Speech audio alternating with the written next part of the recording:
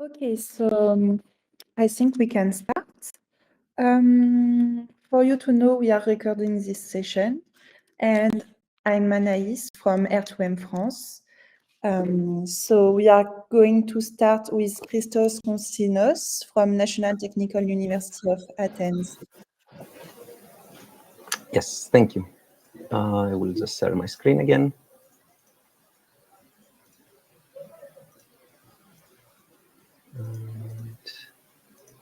Okay. Can you see my full screen? Yes, it's perfect. Okay, great. So good morning, ladies and gentlemen. My name is Christos Kontzinos. I'm a researcher in the Decision Support Systems Lab of the National Technical University of Athens. And today I will present to you a publication entitled The Pilot Cases of the FORTESIE project. The publication was written in the context of the research project FORTESIE, which aims to combine renovation packages and digital services towards the EU sustainability goals for greener buildings.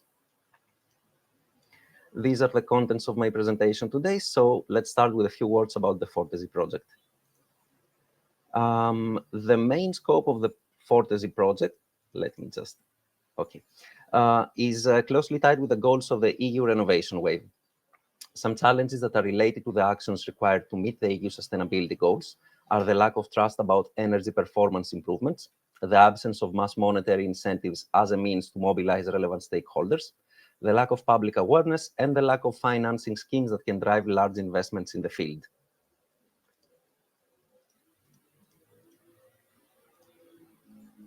FORTESIE aims to accelerate the renovation wave in Europe by designing and demonstrating innovative renovation packages in the building industry with smart performance-based guarantees and financing. The renovation packages will combine state-of-the-art construction materials and technological components, innovative digital technologies for measurement and verification, and attractive financing to raise the overall energy performance certificates value proposition. The renovation packages will be tailored to specific target groups' needs and optimized to improve the efficient, sustainable, and inclusive energy performance, considering energy, CO2 emissions, and comfort. The renovation packages are demonstrated in 7 distinct pilot scenarios and 10 pilot cases in total, given that the project's second pilot includes 4 sub-pilots across 6 countries. The countries taking part in the FORTESIE proposed services are Spain, France, Poland, Portugal, Greece, and Latvia, while different types of consumers are targeted, such as residential buildings, offices, public and commercial buildings, a museum, energy cooperatives, and users of public pools. For each pilot, methodologies from social sciences and humanities are being adopted for the creation of collaborative business models, the novel incentivization and behavioral change that aims to stimulate long-term engagement, the incorporation of a digital currency, which we call a green euro, for financing, rewarding, and creating an inclusive and collective narrative in the fight against climate change, the collection of feedback for recommendations to policy and business stakeholders, and the mapping and understanding of the complex interplay between the different stakeholders to deliver an engagement strategy across the value chain. The overall plan that has been designed to prepare, execute, validate, and guide the FORTESIE pilots relies heavily on co-creation with the partners of each pilot site and includes the following phases. During phase 1, pilots were asked to provide information about the buildings in which renovations will be made, the existence of measuring systems and data, and to detail projected target groups, use cases, personas, and user stories relevant to their pilots. In phase 2, according to the user stories and functional requirements of each pilot, user scenarios were derived for each pilot case. Phase 3 included a more comprehensive questionnaire that was developed and filled in by pilots, including questions about the baseline situation of each building, the deployment of renovations, and the deployment of FORTESIE digital services on the premises of each pilot.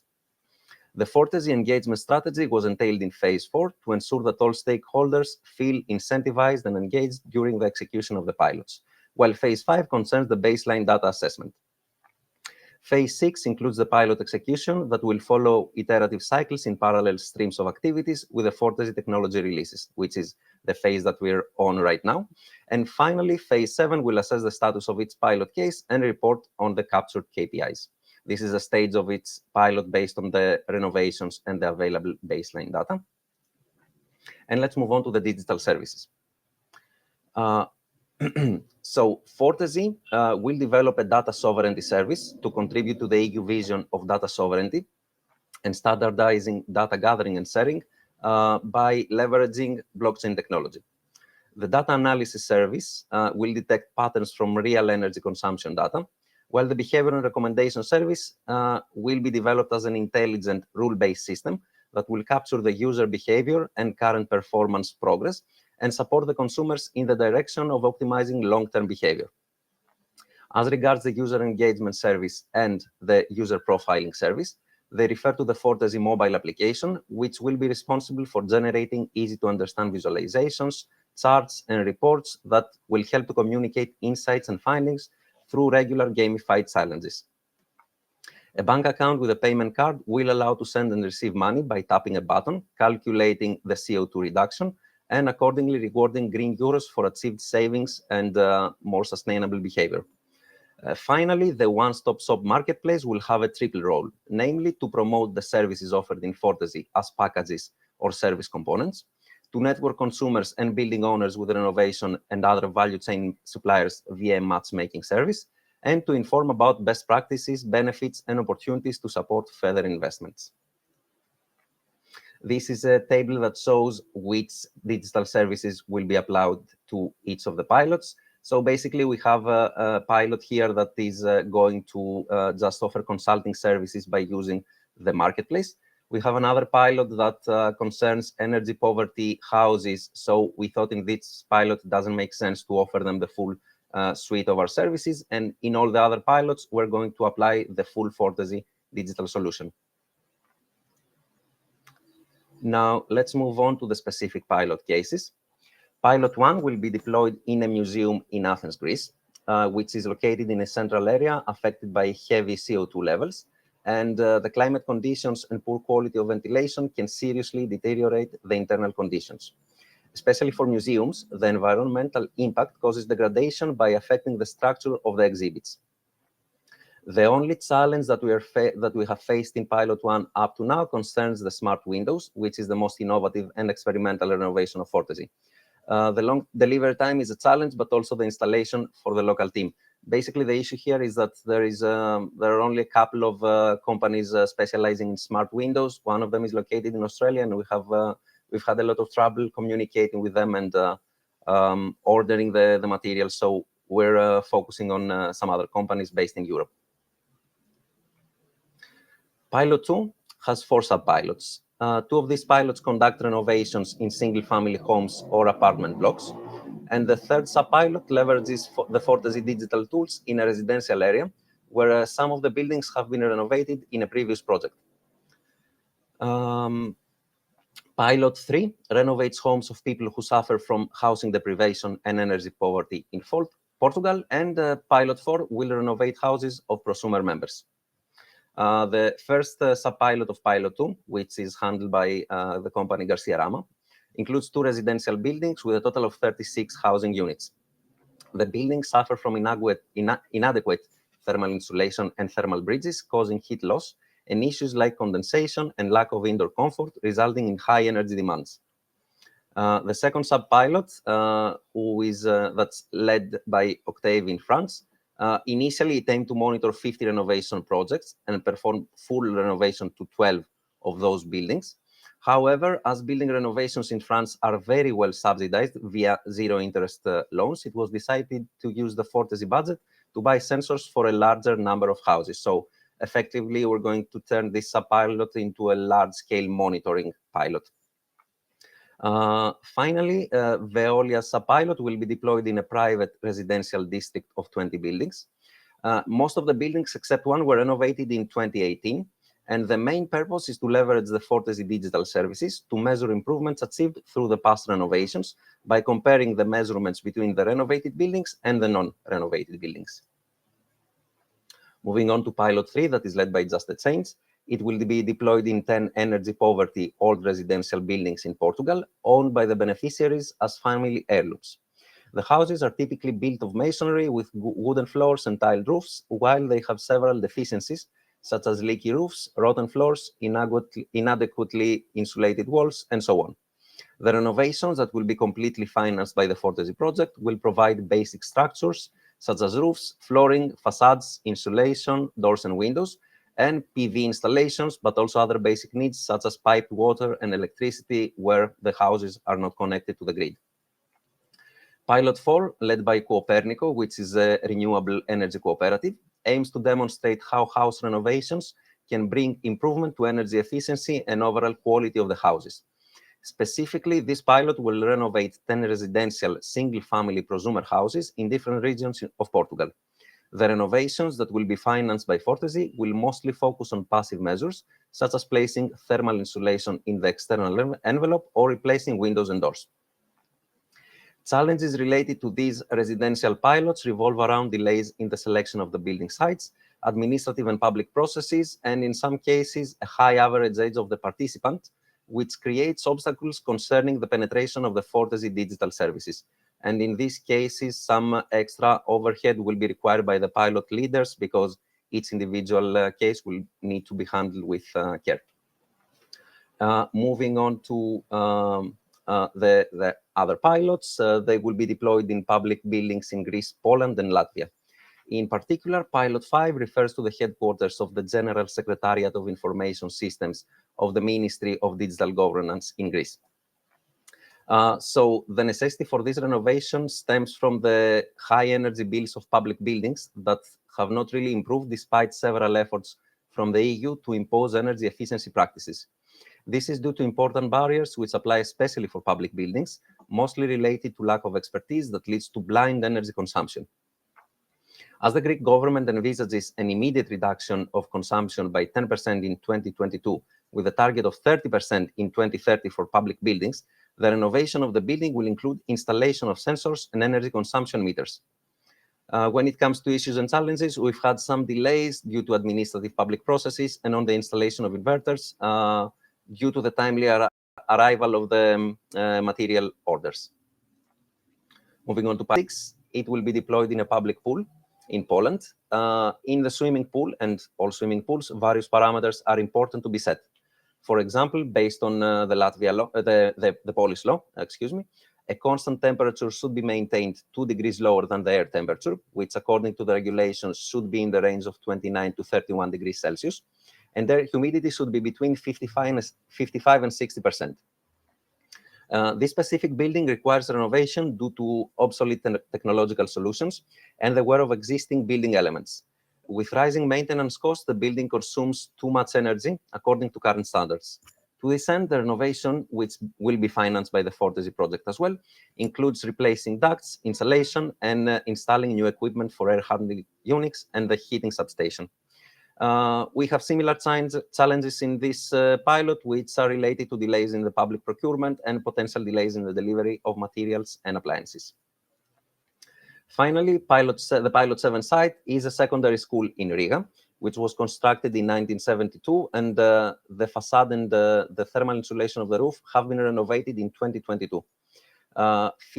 Extra physical renovations in the school are deemed necessary for multiple reasons, such as the fact that the thermal insulation of 2022 did not include the reconstruction of engineering networks, and no forced ventilation was planned during the construction of the building. To this end, a heating adjustment system will be installed, giving maximum possibilities for regulating heat in the building, and new equipment will be installed for ventilation, as well as sensors and controllers that will allow the school to manage and control its microclimate from classroom to classroom. And this concludes the presentation of all the pilots. And concerning the next steps of this pilot, they include the finalization of the baseline data collection that will provide necessary data as regards the patterns of energy behavior and the respective analysis, and the completion of all the renovation within the following 6 months. This will comprise an important milestone in the FORTESIE timeline so that we can then proceed with the deployment of the digital solution and our SSH methodology. Thank you very much for your attention, and yeah. Thanks a lot, Christos. So now I'll let the floor to Giulia Paoletti from Eurac Research.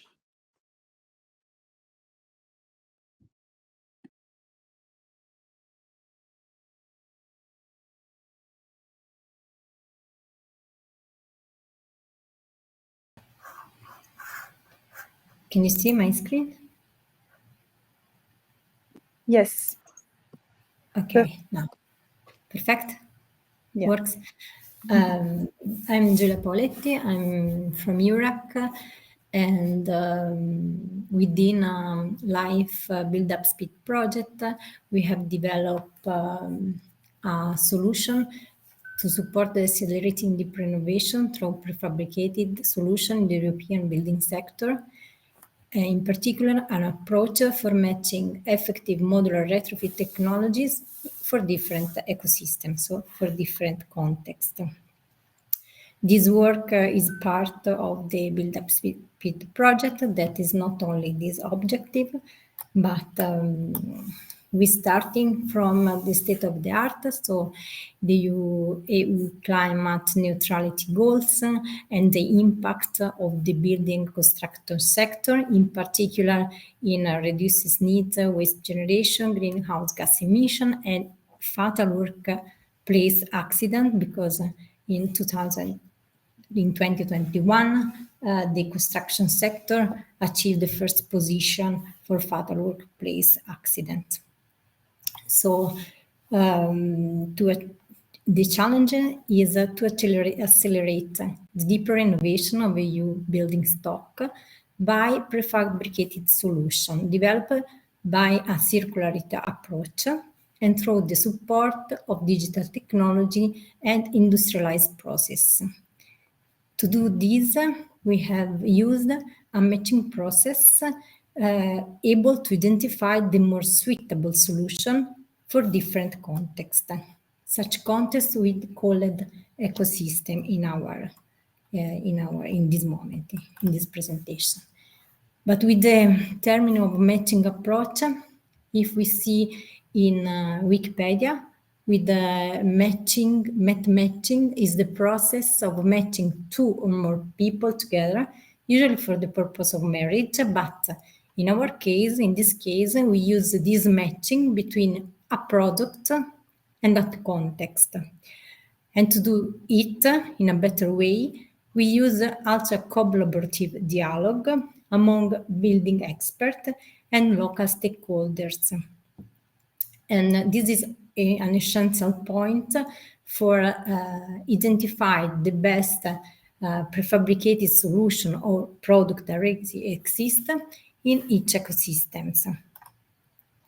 And within this work, we also don't develop nothing new, but we work on existing results. So we capitalize methods, product already developed and tested in European project. In particular, from one side, we analyze and use the results of EU project to analyze the ecosystem, so to reorganize the mapping, made the mapping from the energy buildings, from the energy retrofit of the building stock and identification of lack and barriers from one side. From the other side, identify the innovative and industrialized best practice as a solution in product already developed in other EU projects or in the house of the project partners experience, and identification for such solution,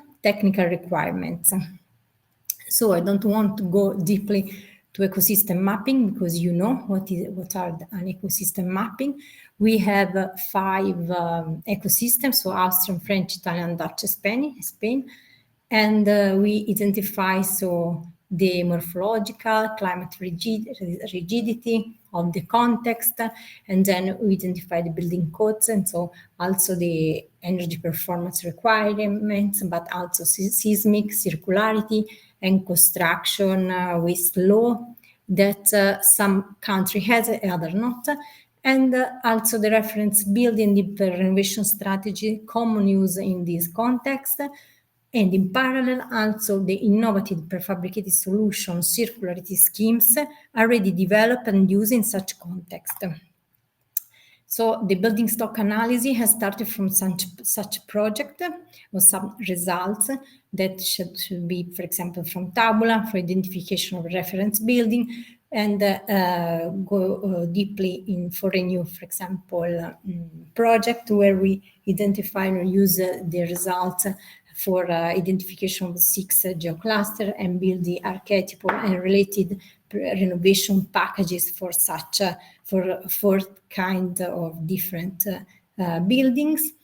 And in the next part, we also do the collection of the best practice. So the target of the solution that we investigate to gathering was the target was to improve the energy performance of building, improve the indoor comfort, the workers' safety, to reduce the construction timing and cost, and to improve the circularity of such solution in order to reduce reuse or recycling building material or building elements.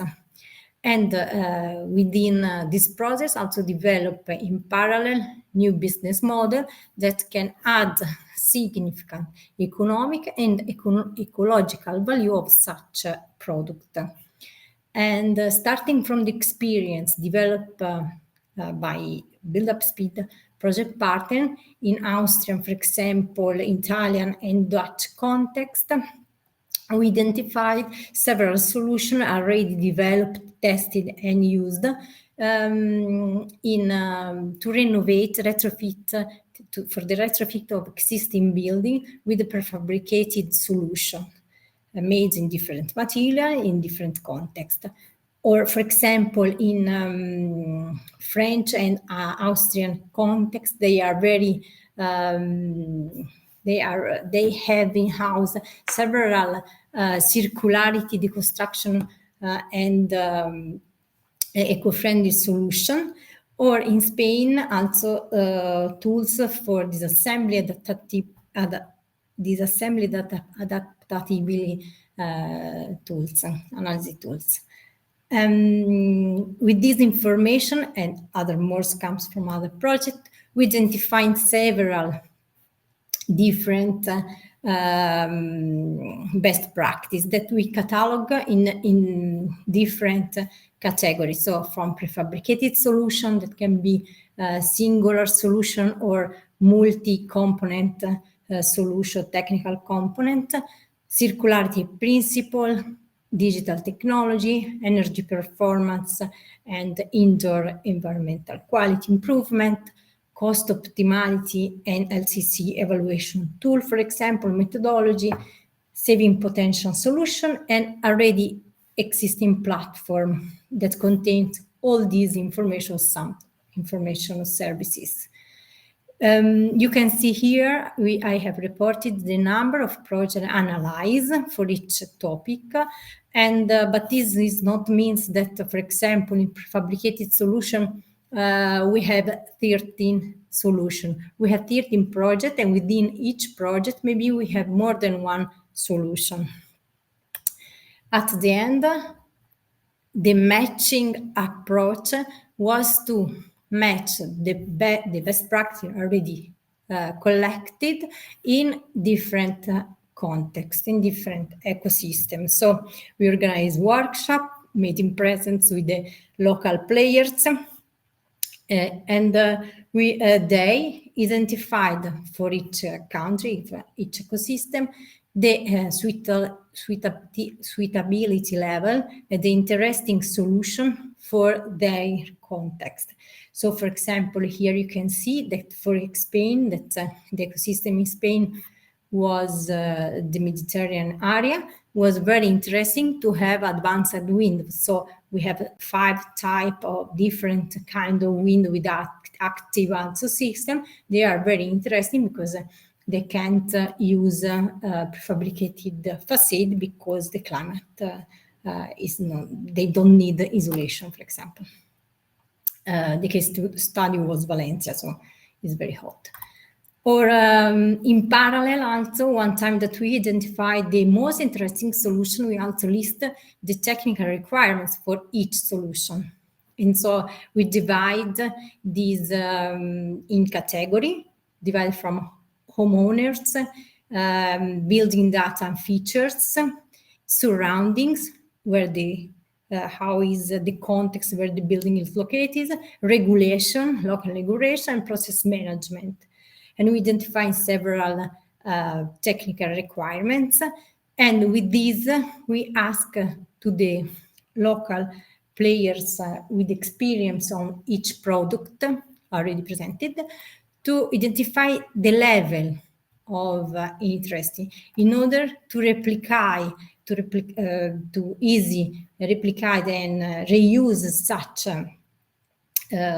product in different contexts. For example, here I reported the a prefabricated facade, where results very important, the dimension of the facade, the kind of shape of the facade geometry, so the complanar way, the complanar shape of the building, the possibility of crane access from the street, so the street has to be also quite large, and free space between the facade and the facade of the opposite building, because otherwise it's not possible to install such a product, to have a fire and seismic, for example, law.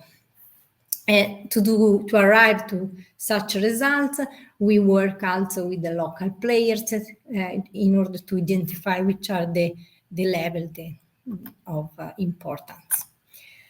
Then we identify in parallel for each context the lacks, because when we want to replicate industrial solution in different contexts, we need to use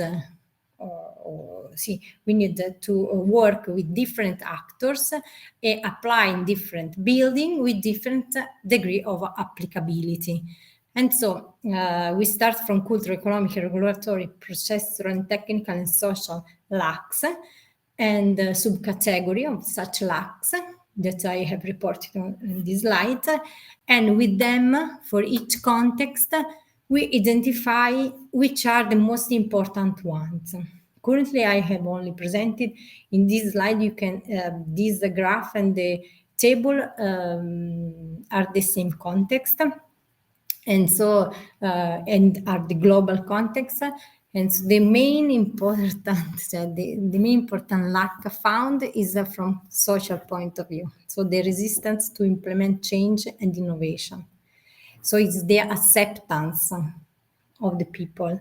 Then there is cultural aspect, as a lack of knowledge and understanding a solution or a process, because sometimes the problem are not the technical solution, but should be also the management of such process that change respect to the traditional design and construction ones. No? There is also lack of experience, lack of knowledge, and circularity criteria that usually can be easily integrated in such solution. And at the third also place, there is another social lack, that is perception of complexity. And in the conclusion, we develop a catalog of the most interesting solution that can drive and accelerate the energy retrofit of building stock. And in the future, this catalog can also available within build-up speed project, because another goal of such project is to elaborate an online catalog for retrofit of building of existing building by prefabricated solution, or use more digital technology from the beginning, from the concept to the construction one. Technical, another is something that we have already for each product are also the technical requirements. So it's more easy to understand which are the main important information that expert, building owner, building manufacturer has to have when decide to use such technology. And there is also the list of, for each content, the lacks and barriers of each context in relation to specific technical solution. So the local lack. And these are very important to boost and reorganize maybe training or increase the knowledge of the local knowledge of the owners and so on. So this solution and target can be used from different stakeholders, homeowners that can push the market, because for them maybe such solution can be also easy to use and fast to use, that they can stay in home. But on the other side, we have checked that for homeowners, sometimes this solution not so beautiful from an aesthetic point of view. So we have to work on this. Or for local players are very interesting because they can push or accelerate their use when they know better the technical requirements and the lack at the same level to the investors. And such solutions are really more in line with the EU objective, circularity approach and safety for the workers.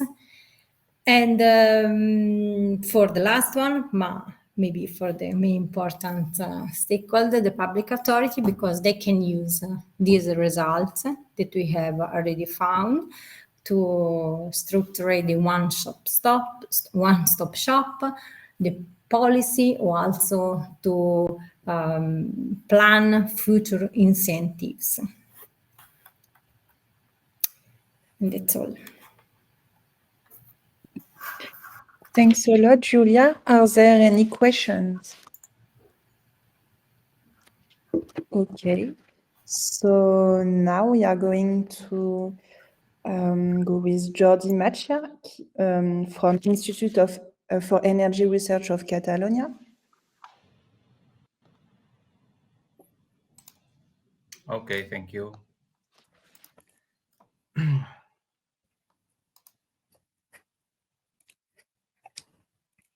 It's perfect. So thank you. I will present the development of a gray box model developed for MPC control based on a multi-residential building which incorporates radiant wall and radiant floor heating systems. The context of this development is within the European project Plural, similarly to the one previously presented by Giulia. It is a project focused on the renovation of buildings towards the NZEP standard,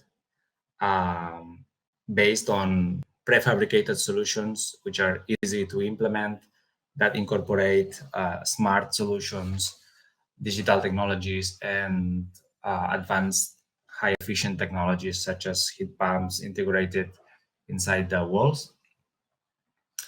And the development is within the work package 3, which objectives were to develop an advanced MPC model, model predictive control system, which typically they involve reduced models, which are simplified mathematical models which allow to have quick predictions of a reality, and thus you can perform an optimization by realizing hundreds of simulations to find the optimal one.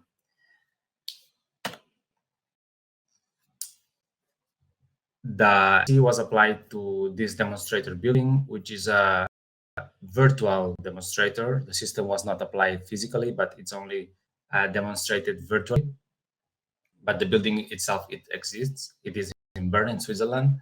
It is made of 5 levels plus 1 cellar, with 5 dwellings per level. So it's a total of 20 dwellings. It has a particularity that it's a very well-insulated building with a very low infiltration. As you can see, the values of the walls and the windows are very low, 0.30 for the walls, 2.17 for the windows, with a renovation of 0.15 cubic meters per hour per square meter, which is a very low infiltration. Plus, in the south facade, in the southwest facade, it incorporates a winter garden, which is a balcony with glasses, which makes the greenhouse effect. So all of these systems contributed to have a very passive building with a very high thermal inertia. This is the section of the building where you can see it is distributed within 5 dwellings. It's a little bit difficult to distinguish it here. And in the south facade, they have this winter garden. Okay.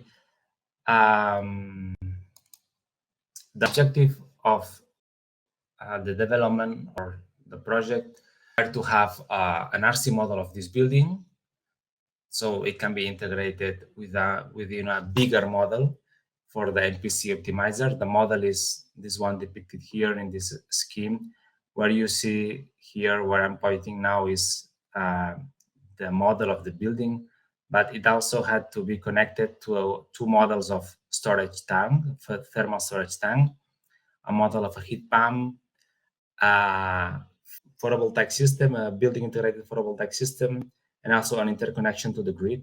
So all of that had to be a reduced model integrated into an NPC. And we wanted to model the whole building with the 20 dwellings as a single thermal zone. So it was one of the challenges. And also, by using this single zone model, we had to be able to assure comfort in each of the 20 dwellings. Another thing we wanted to do is that we wanted to try 2 different systems. One of them is a radiant wall, which was plugged into the facade, and another one is a radiant floor inside the floors of each level.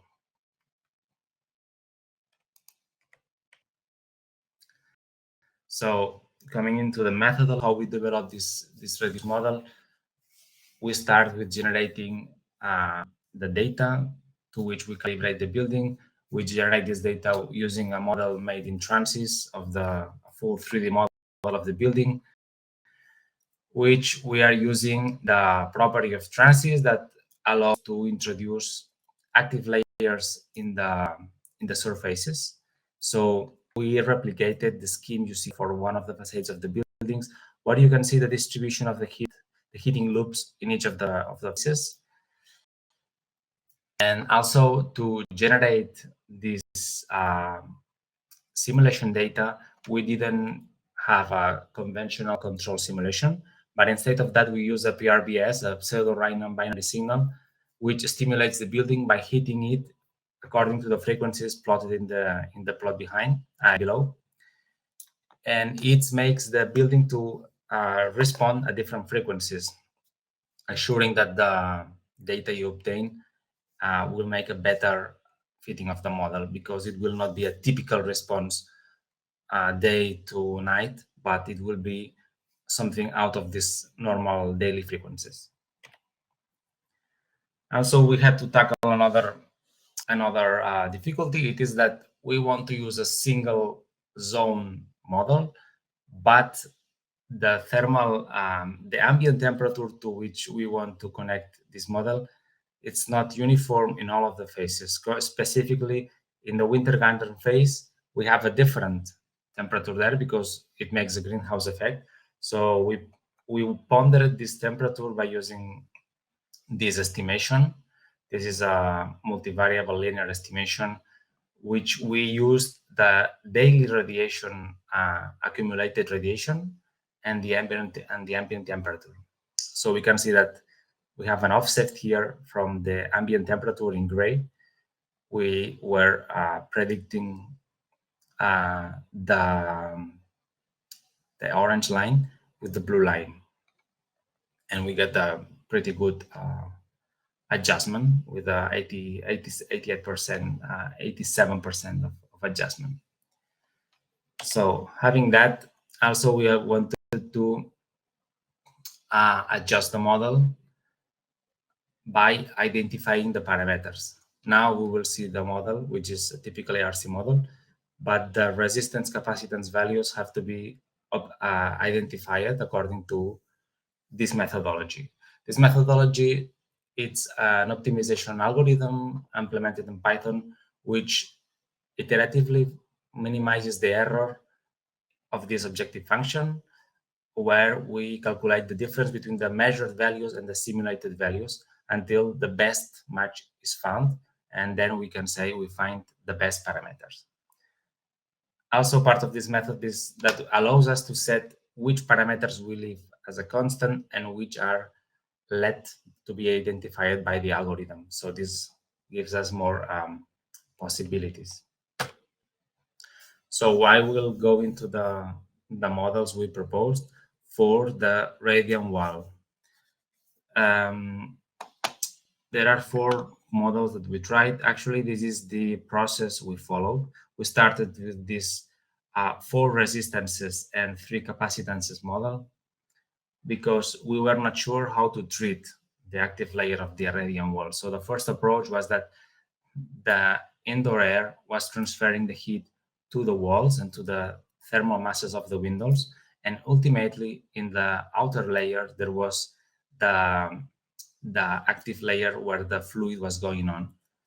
And finally, it was giving its heat to the ambient temperature. But as you will see now, it actually didn't work this way. And what we had to do is to try some variations, changing, for instance, the connection to the ambient temperature. Instead of to the active layer, try to connecting it directly to the indoor temperature and leaving the active layer of the heating wall unconnected to the outside.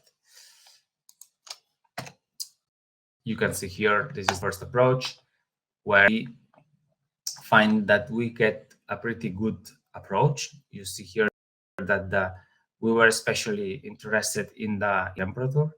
So we see here that the profile of the simulation is quite adjusted to the simulated values, and also the error committed about 1.91%, 1.8, and also the active layer for the radian wall layer temperature 8.17, which it's quite adjusted. But observing at the values that were obtained by the adjusting algorithm, the identification algorithm, we get a very high value for the it's not a value with non-physical meaning for the active layer resistance. So we wanted also to get a good approach in the values. So we discarded this and we tried another approach, was to have an external resistance instead of from the indoor temperature, but from the wall temperature, symbolizing the windows. So we tried this approach. This time the approach is worse. We raised the error to 3%, and also we obtained the active layer resistance at very high value, so it is discarded. We operate to another possibility, which is adjusted by using this more complex model with 2 resistances, one connecting the indoor to the outside and another one connecting the wall temperature to the outside. And this time the adjustment was quite good. Also, the obtained parameters made sense, but we get this model which was very complex with 5 resistances. So we tried one more iteration, which was more simpler with only 3 resistances. In this case, we get the best approach because, as you can see, the profile of temperatures is very adjusted to the simulated one, and the errors are very low, 1.7, 1.36, 5.33. And also the identified values are very reasonable. They are very similar to the physical ones. The particularity of this model is that the indoor temperature is directly connected to the ambient temperature through a resistance, which it can have a physical meaning of the windows or of the ventilation system. And then the active layer of the radian wall is not connected to the outdoor, but through the wall and through the indoor ambient. This is not intuitive, but we found the explanation of that because the active layer might be very well insulated from the inside, and it would rather transfer all of its heat through this way than directly to the outside. I will now present the same procedure, but instead of using a radiant wall in the facade, we are using now a radiant floor in each of the floors of each level. For this case, we propose 3 topologies, and as you can see, the first one is connecting the wall temperature to the ambient, the second one is connecting the indoor temperature to the ambient, and the third one is adding a third state temperature for the active layer. As you can see, the first proposition is, despite the error is quite low, you see that we are not able to replicate the transients and the variations of the indoor temperature due to the internal gains mainly. And the second one, we have a better adjustment, but still we can only replicate the peaks, but the temperature drops, which are the most interesting part because it is on what the model predictive is based. If we have a very down fall in the indoor temperature, then we might be out of set point, which is something we cannot allow. So we discard that. And what we do here is we give an extra state for the active layer. So with this typology, we find that we have a good adjustment. And also, what we decided to do here is that we wanted to include a cooling system for the summer. So we came out with 3 different set of parameters identified in different periods. One for the winter period with the error very low, around 1% each of them, and the radiant floor working. Another one for the shoulder period, which is both for spring and autumn, with a very low, and here in this case, nor the radiant floor nor the cooling system are working. And the third one is for the summer where the cooling system is working. And all of them, we get a very low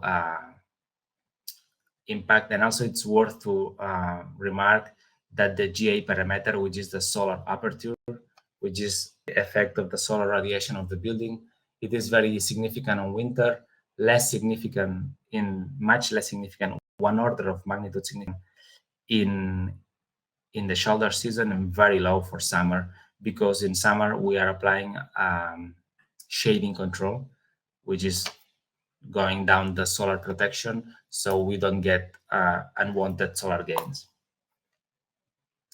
And this is the previous periods I have mentioned for the winter, and you can see the adjustment is very good for the indoor temperature. The same for the shoulder season, and the same for the summer. All of them present very good adjustment to the indoor profile. And that's just the result of both technologies. For the radiant wall, for both of them, we came out with an RC model, which are with 3 resistances and 3 capacitances in both cases. But it is curious that in one case, the ambient temperature is connected to the indoor temperature, and in the other one, the wall temperature is connected to the ambient temperature. Also, just finishing, I wanted to point out that this model was implemented inside the MPC controller, and we obtained the temperature for each one of the 20 dwellings, and most of them were complying with comfort. The set point temperature was 21 degrees, so we can say that all of the level dwellings were inside comfort, except maybe some of the ground floor, but it was another issue that was found out because it was in touch with a cellar, which is an unconditioned area that may have some additional losses there. But this could be addressed maybe with some auxiliary heaters, or maybe by giving extra insulation to the ground floor. And just to finish, as a conclusion, we can say that we achieved our challenge because we modeled a multi-dwelling building, a big block with one single thermal zone, which was able to reflect the transients of the indoor temperature. When we add radiant layers, such as the radiant wall and the radiant floor, we had to add a separate temperature state, the active layer temperature, instead of treating it as a heat gain added to the other common states, which are the indoor temperature or the wall temperature. When we have high values of insulation, when we have a very well insulated facade, we can actually treat it as an adiabatic wall, because the transmittance through the walls is mostly gone through the windows and through the infiltration. And the use of a centralized HVAC system with a heat pump together with an MPC, despite it might not seem intuitive, it can assure the comfort in the single separate zones, despite using a centralized model. And this is all. Thank you for your attention. Thanks a lot, Jordi. If there are no questions, I let Laia Guitart from E.DSO and Bram Roelant from City of Ghent present their subjects.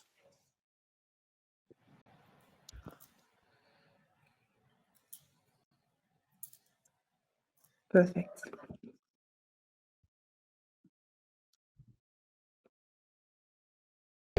Sorry, 1 second.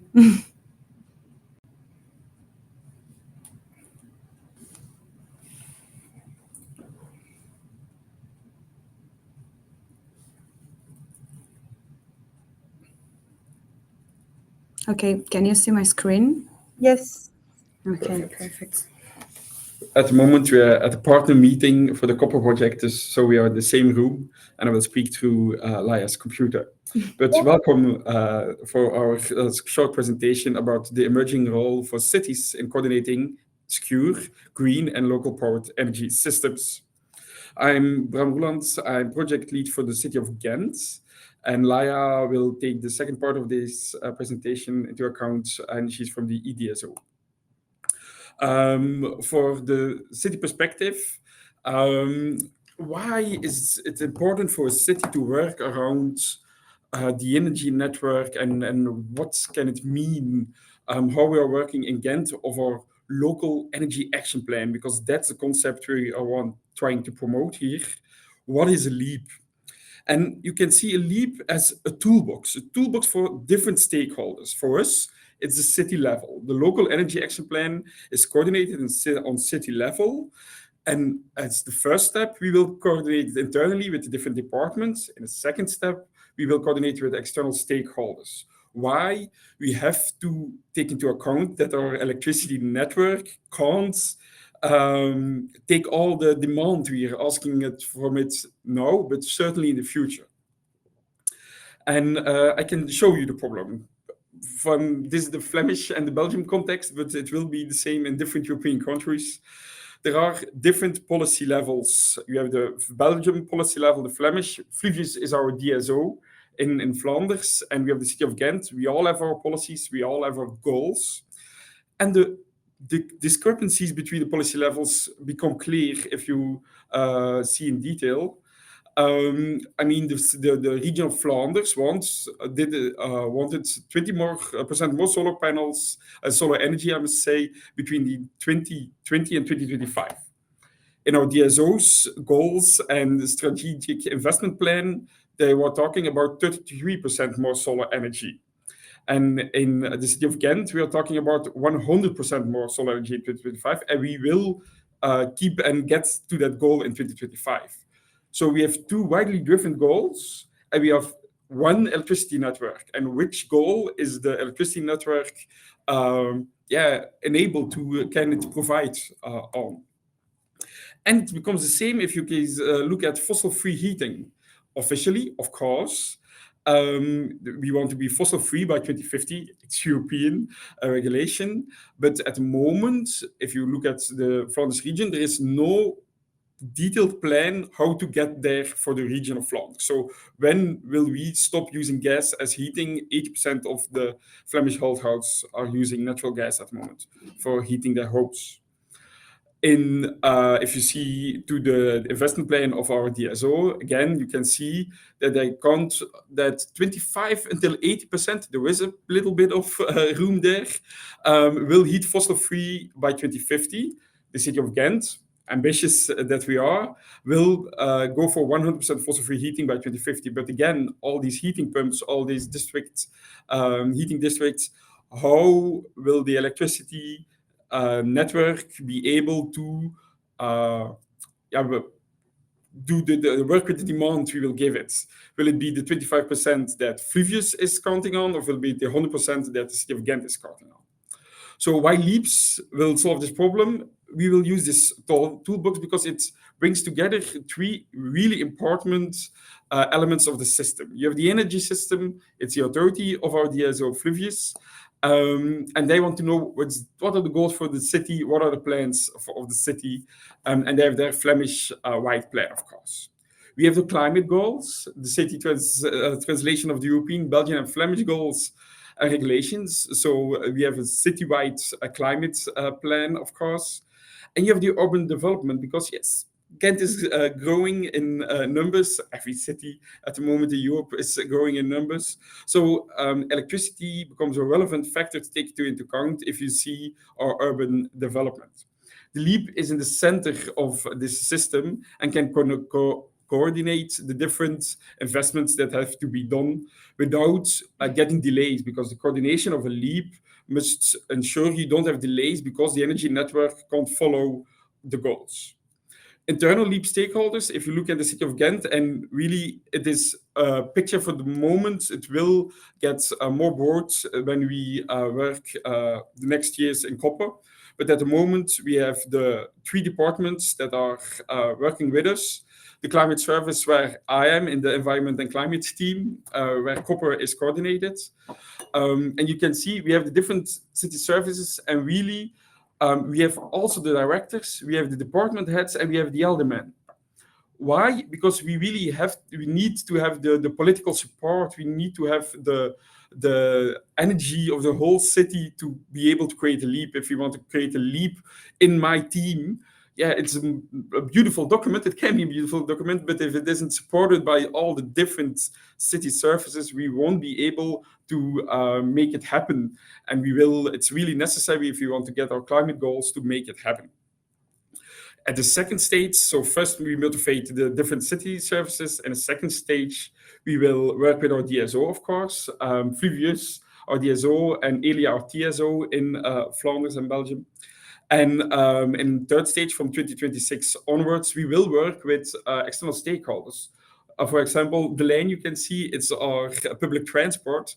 Yeah, if all their buses will go electric by 2026, for example, it will have a huge impact on our local network.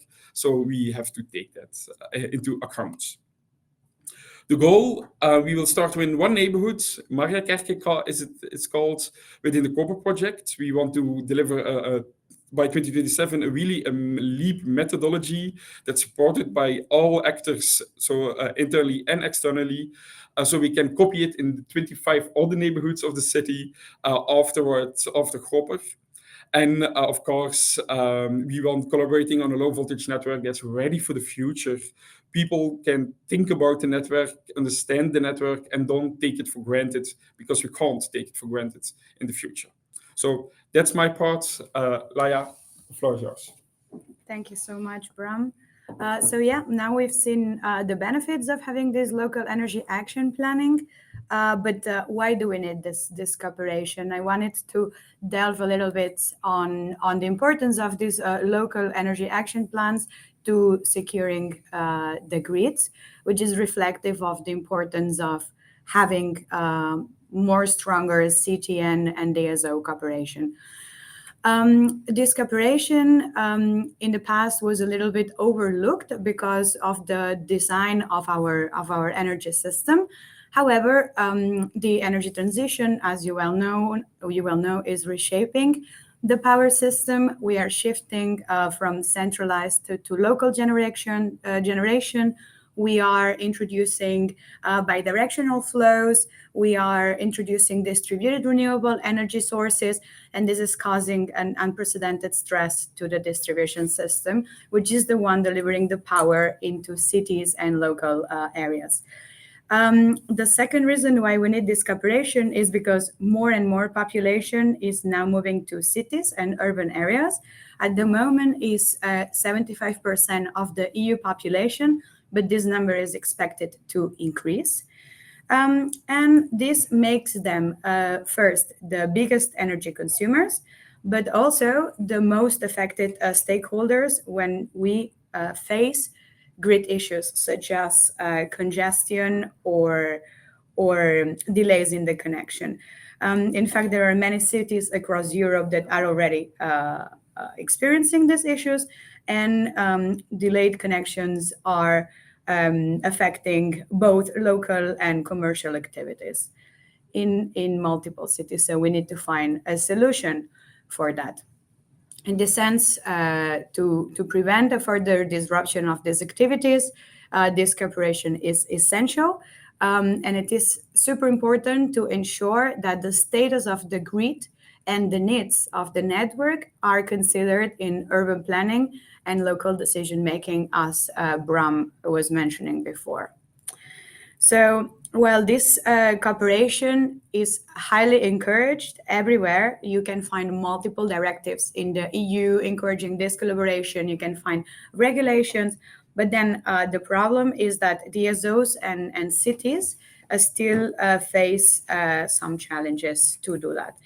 Then these challenges, it's a bit difficult to target where do they come from, but in a nutshell, it is a conjunction of old practices that have marked the traditional relationship between DSOs and cities, but they can be summarized as a mix between misaligned priorities.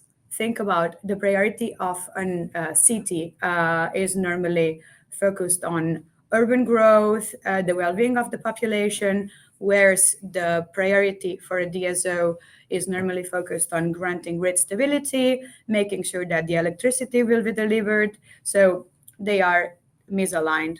Then the other issue is this traditional reactive approach that DSOs used to follow. This means that they are used to react upon unplanned requests from the municipalities to support their electric needs. This reactive approach worked in the past, but with the energy transition, it is leading to the disruption of city activities. And in this, I think it's quite clear if we think about a city wants to install EV chargers, but then if the grid is congested, so if the status is overlooked and we do not see that it is congested, this installation will not be feasible. So this means that the city activity will be disrupted. To me, this also makes clear that local decision-making process cannot overlook the status of the grid anymore, because its capacity and stability will dictate the feasibility of these decisions at all times. So to grant or to enhance this collaboration, effective communication is essential. But there are some issues that are hindering this effective communication between these two stakeholders. So first is the multitude of stakeholders that need to be involved, because we are thinking about a local authority, but there are multiple departments, multiple people, as Bram was showing earlier, too many people that needs to be aligned. Then the other issue is the complexity of technical grid issues for external stakeholders. So we can talk about congestion or flexibility, the provision of flexibility services, but it is a bit difficult to explain what is behind these technical concepts to people or to stakeholders which are not so much familiar with the grid.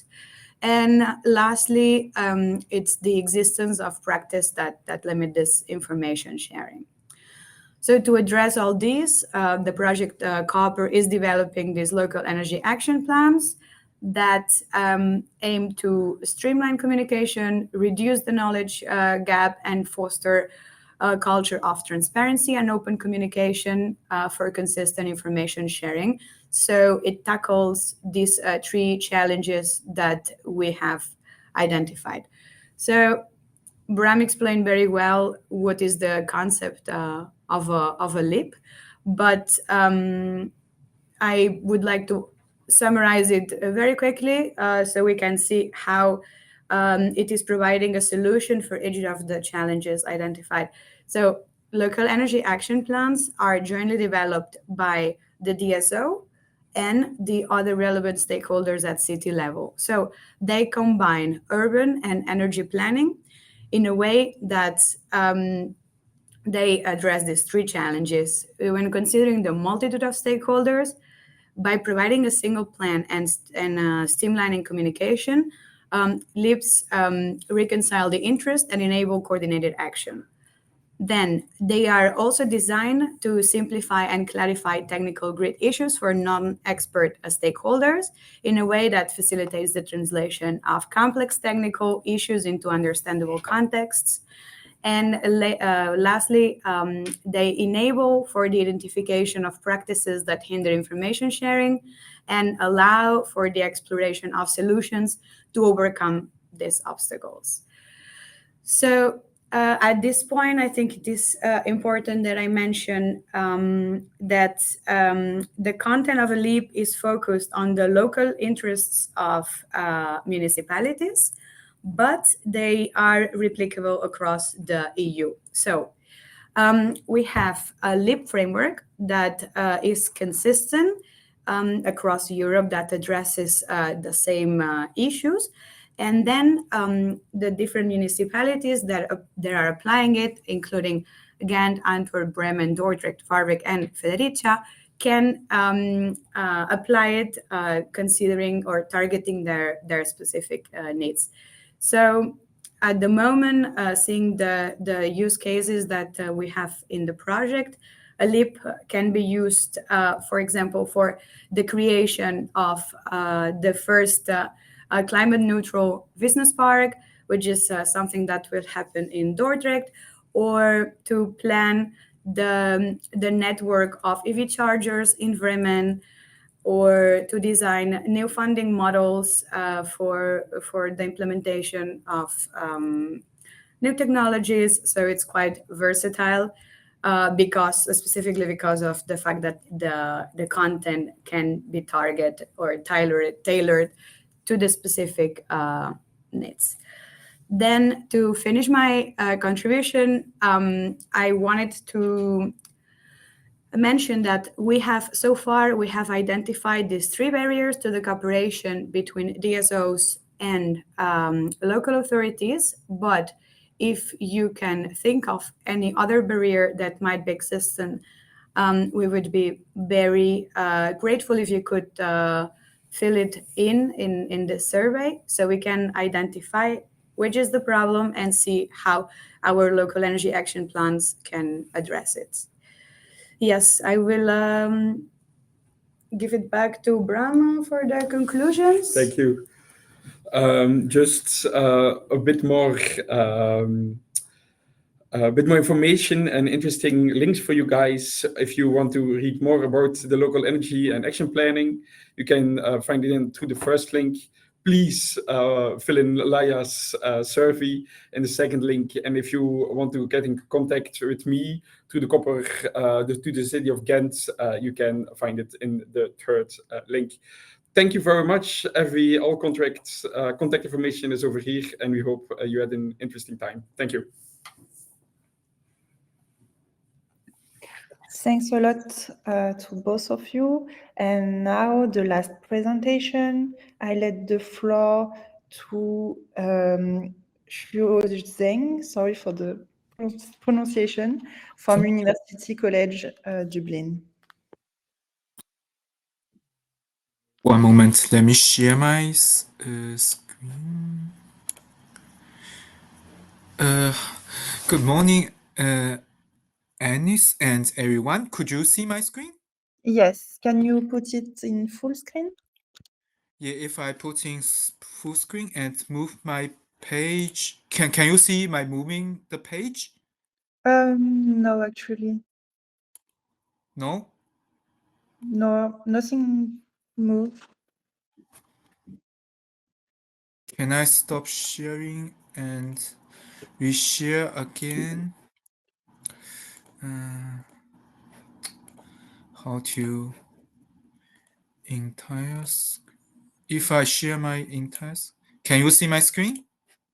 Yeah, but it's like yeah, now it's perfect.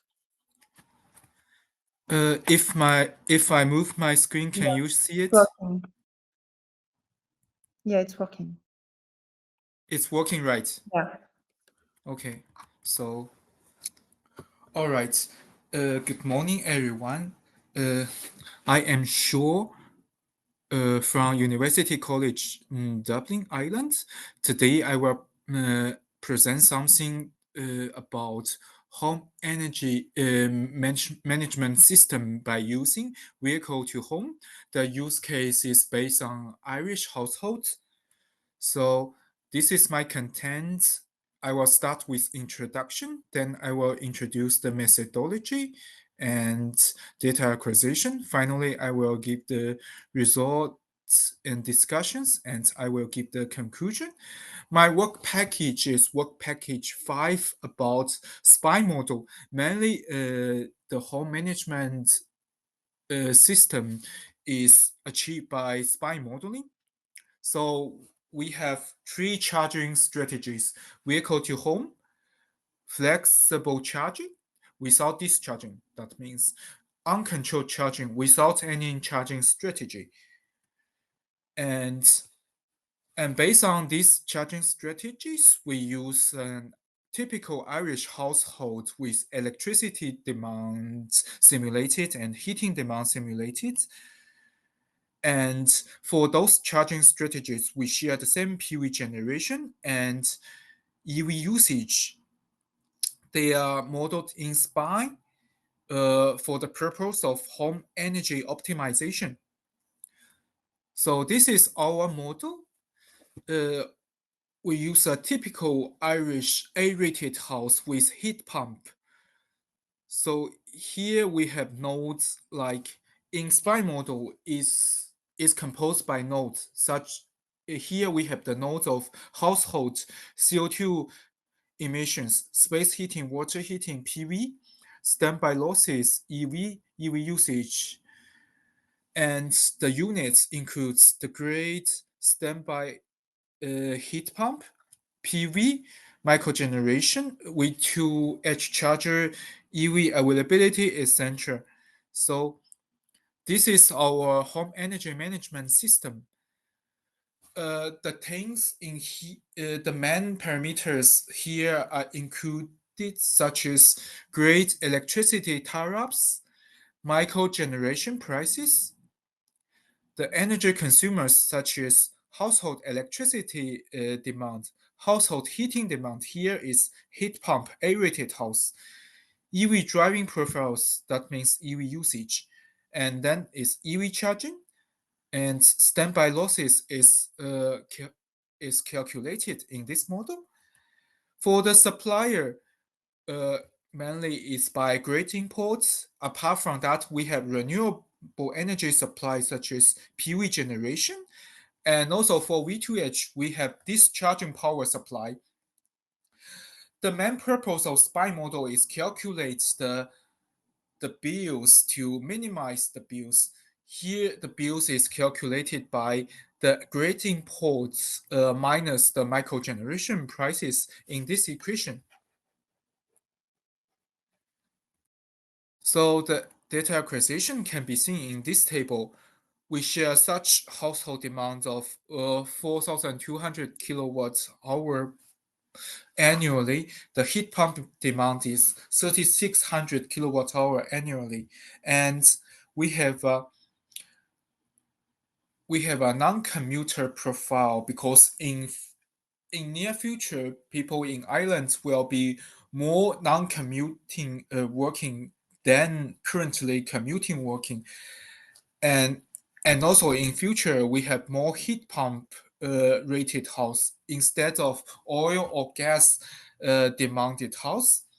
And here we have the three-tier grade electricity tariff. We have the night rate, peak rate, and also the day rates. And all three different charging strategies share the same PV system with 3 kilowatt rated. And annually, we assume they have the same PV generation. So the other constraints for this model includes that because we are using a Tesla EV, so the capacity is 57.5 kilowatts hour, standby losses is 50 watt per hour. We assume the non-commuter traveling distance is around 17,000 kilometers based on the German datasets. The maximum SOC for control strategy like flexible and V2H is 46 kilowatts hour. The minimum is 17.25, which corresponds to 30%. But every day at 7 o'clock, we have to charge the car to 70% SOC, so three-tier tariffs and heat pump houses. And later on, we need to investigate net present values. If we have V2H model, if we encourage every Irish user to change to V2H, we have to calculate their investment cost to see if it's worthy for them to purchase V2H. So the main investment for V2H is bi-directional charger because it will not only charge but also discharge to supply your household usage. Let's go to our results part.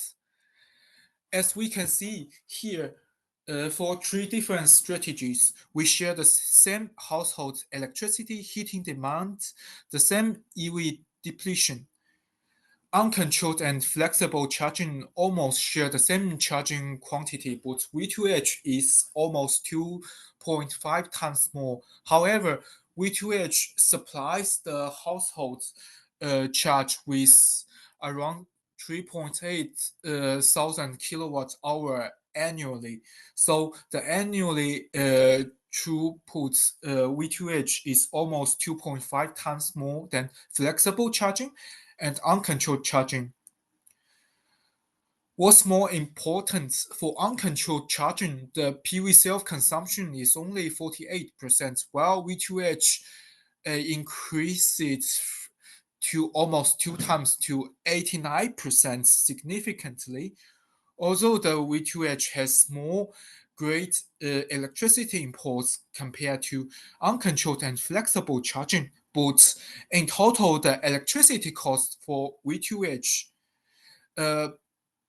includes the micro-generation prices. V2H is much lower than uncontrolled charging and flexible charging. Why? As we can see here, average grid demand throughout the year every day. So although V2H has higher grid demands compared to V1H flexible or uncontrolled charging, but mainly it charges at nighttime. During these hours, the electricity tariff is rather low. However, uncontrolled charging and flexible charging has higher electricity demands compared to V2H during the daytime and peak hours. And during these hours, the electricity cost is almost 2 times compared to the night cost. So that's the main reason V2H has lower electricity costs. So we can see here the uncontrolled strategy throughout the year. One is not fully charged, it will charge to 100%. For flexible charging, it follows the constraint of 80% maximum, 30% minimum, and 70% every day at 7 o'clock in the morning. So the charging is controlled compared to the V2H is more sparse. For V2H, because it has more operations of discharging to supply the household usage. So the curve of V2H is more dense compared to flexible and uncontrolled charging. It has more activities here. So let's see more results based on the sensitivity analysis. In this case, we will invest the selected parameters influence on V2H revenues. The parameter variations will go very significantly when we select the day and night tariffs, household demand, EV usage, and EV availability based on these two figures. Because of their ratio in the graph, we can see that day and night tariffs has the most significant influence on the revenue. And secondly, the household demand. If we switch to A-rated house to E-rated house, or if we change the dwelling of the house type, the demand will significantly change. It will influence our EV users and result in the changes of the revenue. And also, if we use the EV more, it will cost us more for the charging fees. And here we have to investigate the PV capacity on the V2H and annually costs. If we don't have any control strategies, even if we increase the PV capacity from rated to 1 to 6 kilowatts, or even we don't install PV, it has very limited impact on the annual revenue. But if we have V2H charging strategy, while we install a PV or we increase the PV capacity for each house type, the cost savings will be significant for V2H users. So next, we will talk about the net present value for V2H based on our calculations. We assume high cost is the basic investment of 10,000 euros for bidirectional charging, and medium cost is for 6,000 euros for the initial installation cost for bidirectional charger, and low cost amounts for 3,000. For low cost, we can have it payback within 4 years. For the high cost, over a decade, we cannot get it payback. Maybe after 20 years, the EV user can get it payback. But for the medium cost, the EV user can get his money payback within 8 years. So below a decade, if we just install the bidirectional charger with an amount of 6,000 euro. So that's my talks about my V2H modeling on SPI. Let's give a conclusion. So V2H has lower energy costs for average Irish households, with the optimal savings of almost 1,000 euro per year compared to uncontrolled charging.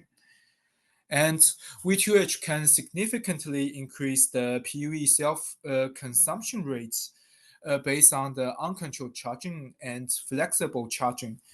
almost 2 times compared to the uncontrolled charging. And as we can see from the graph, V2H managed to shift large proportions of residential electricity demand to the night schedule off-peak hours, which saves a lot of electricity fees. Also, V2H needs to import more electricity compared to other strategy.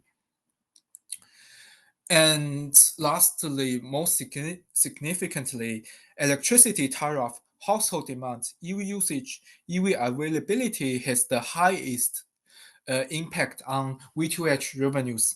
So in near future, my work based on work package 5.2, I will investigate several types of electricity tariffs based on the same household demands, EV usage.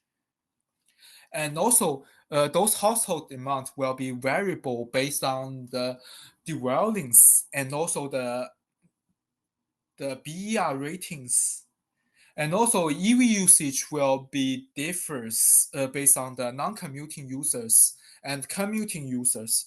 To see those impacts on V2H revenues. And lastly, in my future work, the aggregated EV demands, the aggregated flexibility studies based on V2H use will be analyzed for work package 5.2. So that's my, and lastly, the investment on bidirectional charger when it's lower than 6,000 euros, the discounted payback periods can be within 1 decade. So this is my today's talk. The references can be seen in this page. And my work is partially funded by Flow and also the Nexus program. Thank you, everyone. Any questions?